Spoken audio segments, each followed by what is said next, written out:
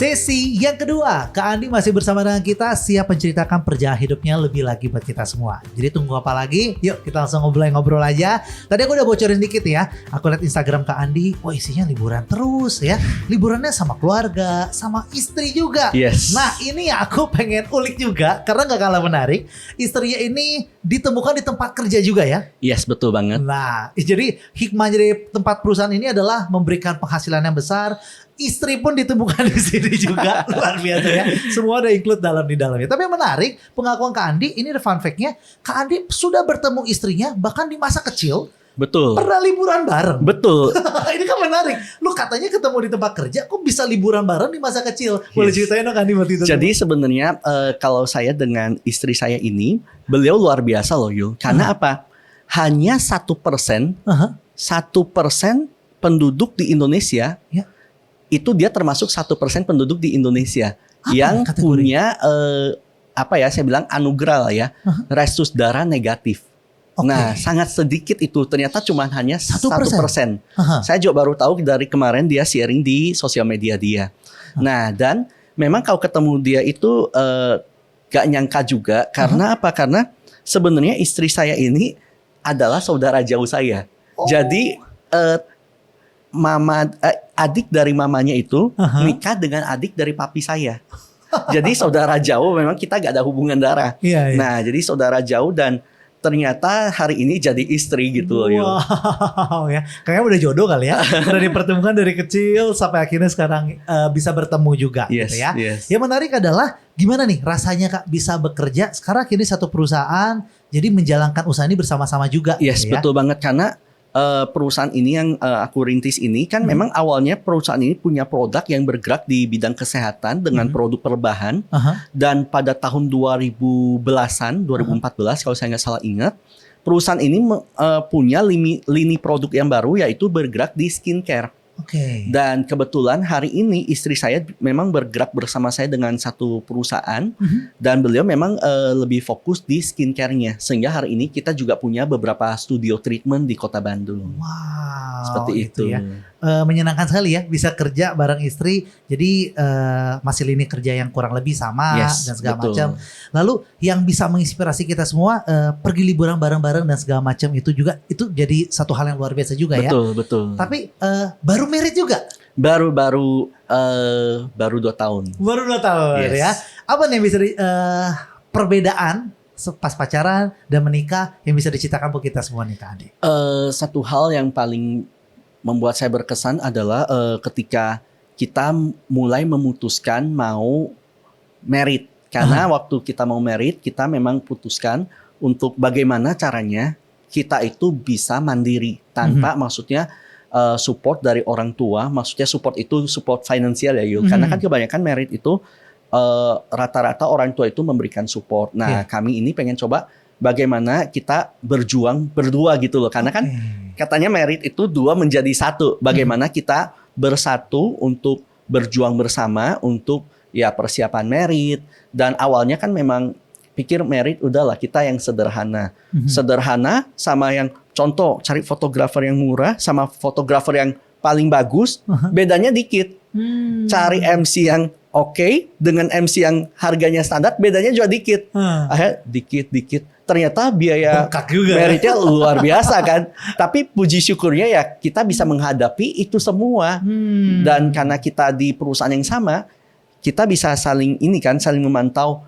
Ini omsetnya kurang berapa, itu omsetnya kurang berapa. Ayo kejar yang ini, tinggal dikit lagi. Kita masuk peringkat ini, bisa dapat royalti, bisa dapat bonus. Nah itu di sana memang puji syukur Tuhan menggenapi itu pas sesuai dengan waktunya, dengan budgetnya. Gitu. Jadi benar-benar yang mimpinya pengen usaha mandiri, nggak mau merepotkan orang tua. Betul. Terwujud ya? Betul, terwujud itu. Wah, bisa akhirnya menciptakan pernikahan dengan usaha sendiri. Pasti membuat ada kebanggaan tersendiri ya. Dan bersyukurnya punya pasangan yang bisa sepaham, mau berjuang bersama, itu berkat sekali ya. Betul, karena kan nggak mudah ya menemukan pasangan yang seperti itu. Nah itu dia ya. Tapi ini baru pasangan ya. Tadi kalau yang menunggu-nunggu, mana nih cerita tentang perjalanannya? Ini akan kita ceritakan sampai dengan akhir ya. Jadi tahan dulu.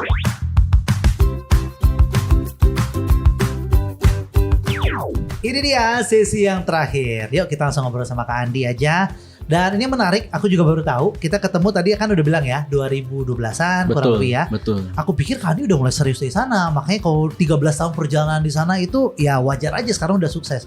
Tapi ternyata katanya pengakuannya baru serius kerjanya itu 2017. 2017, Oktober 2017. Ada apa momen yang akhirnya mengubah pola pikir Kak Andi akhirnya mau serius di perusahaan ini? Karena waktu itu kejadiannya adalah saya bingung gitu loh Yul. Karena saya kuliah, kalau teman-teman tahu, kuliah saya itu bukan yang bagus. Dalam arti kata IPK saya di bawah angka 3. 2 komaan. Dan saya S1 itu baru lulus tuh 7,5 tahun. 15 semester Yul. Lu bayangin. Dalam arti kata perusahaan atau HRD sebodoh apa yang mau menerima lamaran karyawan seperti gue. Kalau gue ngelamar kerja, bener gak sih? Iya. Dan waktu itu gue cukup frustasi. Karena waktu itu gue kuliahnya kenapa lama dan IPK-nya kenapa jelek, karena memang pertama itu gue sempat ribut sama dosen di kampus. Nah akhirnya karena ribut itu gue gak bisa, gue harus ngulang lagi dan ngulang lagi, butuh waktu setahun. Jadi gue harus cuti kuliah. Nah jadi waktu itu akhirnya karena masalah pendidikan yang kurang bagus, karena memang senengnya dari dulu praktek bukan teoritis. Nah kemudian waktu itu pengen usaha, tapi usaha kan pasti butuh modal. Dan gue sendiri modal terbatas lah waktu itu, karena orang tua gak ngasih kalau kita punya usaha di luar bidangnya orang tua. Nah dan waktu itu akhirnya gue memutuskan apa ya, dan satu-satunya yang ada waktu itu ya multi level ini. Karena tidak berbiaya karena awalnya. Modalnya minimal dan gue gak jalanin. Waktu itu gue dalam arti kata gue tuh gak terlalu aktif, masih pasif aja. Masih dapat income gitu loh. Apalagi kalau gue seriusin. Jadi 2017 pas perusahaan itu ada satu program khusus bagi mereka yang pengen fokus ngembangin bisnisnya. Akan diajarkan bagaimana lu bergerak sebagai seorang profesional networker. Bukan sekedar jualan produk.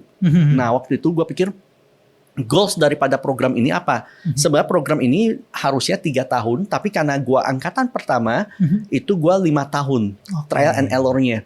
Sampai 2022 itu baru selesai, 2021, 2022 baru selesai. Nah, kemudian waktu itu aku nanya, goals program ini apa? Goals-nya itu minimal 3 tahun ke depan, orang yang ikut program ini sampai selesai, income-nya itu minimal captio 10 juta.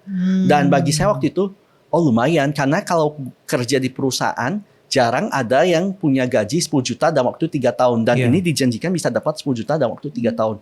Singkat cerita gue ikut. Dan gue ikut, memang ikut program itu setiap bulan ada tugasnya. Beda sama enterpriser yang lain. Kalau enterpriser yang lain ya gak ada tugas apa-apa. Kalau yang ini ada tugas.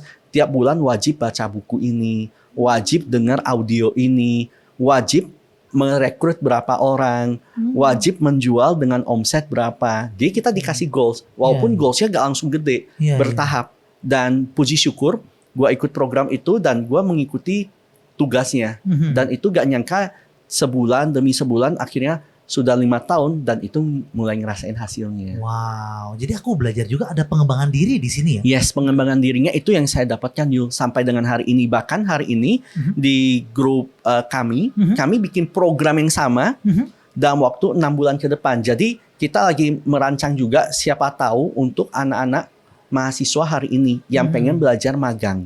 Kita membuka kesempatan seperti itu juga. Karena kalau sekarang dulu 3 tahun, sekarang dunia semakin cepat berubah. Sekarang dibuat dengan format 6 bulan aja. Nah, jadi siapa yang mau ikut 6 bulan, nah kita formatnya itu 6 bulan bisa dapat hasil tapi gak sampai 10 juta. Misalnya dalam 6 bulan kamu jalanin, minimal per bulan kamu bisa dapat 2-3 juta per bulan setelah 6 bulan kemudian. Tapi intinya adalah bagaimana ingin membantu lagi orang lain supaya menciptakan Kak Andi yang baru lagi ya. Betul, karena dengan kita banyak membantu orang lain, tentunya hasil yang kita dapat semakin besar.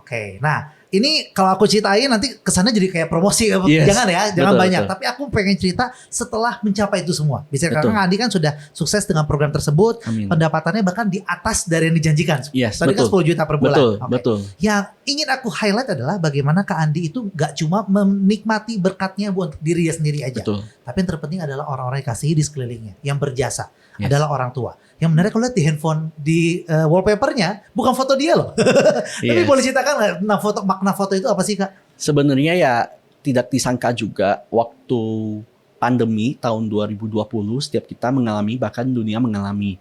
Dan waktu itu saya bersyukur di mana orang tua saya bisa kembali lagi ke Bandung setelah berobat di ini ya untuk mengingat-ingatannya waktu di kampung halaman. Dan saya ingin gitu loh memberikan apa yang terbaik untuk orang tua kita, karena saya selalu ingat pesan mentor saya yang selalu mengatakan orang tua itu tidak pernah menuntut anaknya untuk membalas jasa, tapi sudah sepantasnya kita sebagai anak untuk memberikan yang terbaik untuk orang tua kita. Dan ya memang orang yang paling kita kasihi ya kalau hari ini ya pasti adalah pasangan kita kalau kita yang sudah menikah. Tapi kalau kita belum menikah ya pasti adalah orang tua kita. Karena ada namanya mantan pacar, ada namanya mantan istri, mantan suami, tapi namanya mantan papa, mantan mama itu gak ada yuk. Dan waktu itu saya memang sangat ingin memberikan yang terbaik yang bisa saya berikan khususnya untuk papa dan mama saya yang sudah membesarkan saya dengan baik. Nah, dan salah satunya yaitu saya memberikan ya mobil untuk orang tua saya gitu. Dan yang menarik ada plat nomornya, ya, ada makna khususnya ya. Iya, plat nomornya itu saya memang pilihkan khusus Delta 12 EAM yang kalau dibaca itu adalah dream gitu ya. Ya artinya apa? Memang hari ini saya itu selalu pengen menjadi history maker, pembuat sejarah dalam kehidupan saya, dalam kehidupan keluarga saya. Karena apa? Karena siapa yang akan menuliskan sejarah hidup kita, sejarah keluarga kita selain diri kita sendiri dan Tuhan tentunya. Iya. Gitu. Jadi ini juga satu ajakan untuk anak-anak muda yang mendengarkan, seluruh sobat maestro juga, yuk jadi history maker juga. Yes, betul. Ya? Karena saya kemarin kita kan habis merayakan Paskah ya, dan kemarin saya habis ibadah, saya dapat khotbah lah ya, sharing dari seorang evangelis Ellis. Nah, beliau mengatakan gini, bahwa ada kekuatan daripada kebangkitan Kristus. Yaitu apa? Ini bagus banget buat saya. Hidup ini bukan lagi menceritakan tentang historinya kita, kelamnya latar belakang hidup kita. Tapi hari ini kita hidup menceritakan mengenai keindahan histori, keindahan pengorbanan dari Tuhan Yesus Kristus gitu loh untuk kita semua, sehingga kita hari ini bisa mendapatkan kehidupan yang begitu indah yuk. Wow, jadi itulah makna histori juga ternyata ada makna khusus yang baru ya, yang didapatkan oleh seorang Kak Andi, bahwa yuk kita ceritakan story-storynya Tuhan yang luar biasa lewat hidup kita. Betul. Ya. Jadi ajakan dari Kak Andi saya punya cerita yang banyak, tapi waktu kita yang terbatas. So sorry banget Kak Andi ya, tapi semua ceritanya itu bisa membuat kita jadi bersemangat gitu ya. Amin. Walaupun tadi Kak Andi belum sempat cerita secara detail bagaimana berjuang, tapi intinya untuk mencapai hari ini bukan suatu perkara yang mudah ya Kak ya. Betul, karena saya selalu percaya gini Yul, seringkali kita berdoa meminta kepada Tuhan, tapi isi doa kita adalah permintaan dan permohonan. Seberapa sering sih ketika kita berdoa itu kita bertanya kepada Tuhan, Tuhan kenapa Tuhan ngasih saya berkat ini? Kenapa saya dapat berkat? Kenapa bukan orang lain? Seringkali kan kita itu ketika doa adalah Tuhan kenapa saya dapat masalah ini? Tuhan kenapa masalah ini menimpa hidup saya? Atau kenapa orang lain dapat berkat saya enggak? Iya betul. Kenapa kita gak pernah nanya kenapa berkatnya itu kita yang dapat?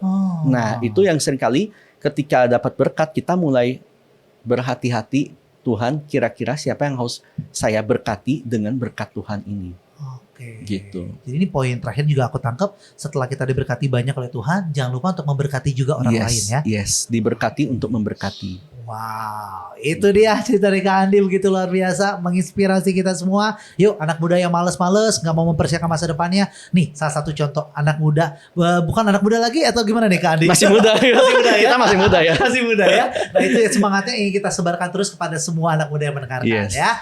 Thank you banget Kak Andi buat waktunya. Thank you. Dan semoga bisa berkunjung lagi nanti, datang ke Maestro Channel lagi untuk mencinta banyak buat kita. Thank you. Dan buat Sobat Maestro, terima kasih buat kebersamaan kita. Dari Jalan Kaca Piring 12 Bandung, ada Kak Jo beserta dengan narasumber kita di hari ini ada Kak Andi. Kita pamit undur diri ya. Jangan lupa bahagia dan Tuhan memberkati. Bye-bye.